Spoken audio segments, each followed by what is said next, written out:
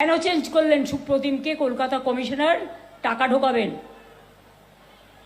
যাতে আপনাদের হাতে হাতে ধরতে না পারে, সেই জন্য হামলা করবেন যাতে হাতে নাতে ধরতে না পারে, সেই জন্য আমরাও সজাগ দৃষ্টিতে নজর রাখব বাইরের কারা এসে কোন পাড়ায় এসে আস্তানা গড়ছে।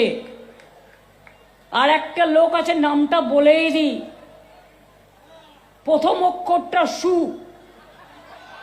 সেকেন্ড অক্ষরটা বললাম না, শেষের অক্ষরটা ল, নামে 3টে ওয়ার্ডের, টাইটেলটা বানচাল। আমি বলি অনেক টাকা খেয়েছো, আগে খেতে পেতে না, এখন হাজার হাজার কোটি টাকা, লক্ষ লক্ষ কোটি টাকার মালিক হয়েছো। তৃণমূলকে বলছো চোর, আর তোমরা ডাকাতদের সর্দার, জমিদার, বড় ডাকাত। টাকার কোনো শেষ নেই, সারা ভারতে টাকা ঘুরছে, আর বদনাম করছে তৃণমূলের। তৃণমূলের মতো দেশে একটা পার্টি দেখাও, একটা পার্টি দেখাও যারা মানুষের জন্য জীবন দিতে প্রস্তুত। আর তোমাদের অপদার্থ পার্টি, অসৌজন্যমূলক পার্টি, দুরাচারী পার্টি, ব্যভিচারী পার্টি। ভয় না পেলে বলতে পারো কালীঘাটেও অ্যাটাক হবে। আমি বলি করো না। কবে করবে বলো, আমি বসে থাকবো? কবে করবে বলো, আমি বসে থাকবো?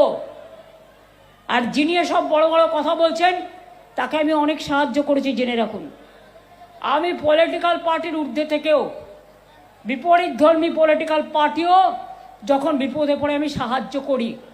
এসব গ্যাস খেয়ে গ্যাস বেলুন হবেন না, কারণ এবার কিন্তু স্লোগানটা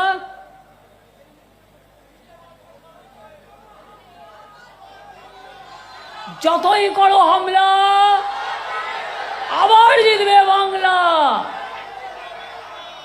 আর পরিবর্তনের সংকল্প, আমি বলি নিজের দিল্লির সংকল্প সংকট আগে তৈরি, বাঁচাও, আগে দিল্লির সংকট থেকে মুক্ত হও। 26-এ তোমার গভর্নমেন্ট পড়ে যাবে, এটা মাথায় রেখো।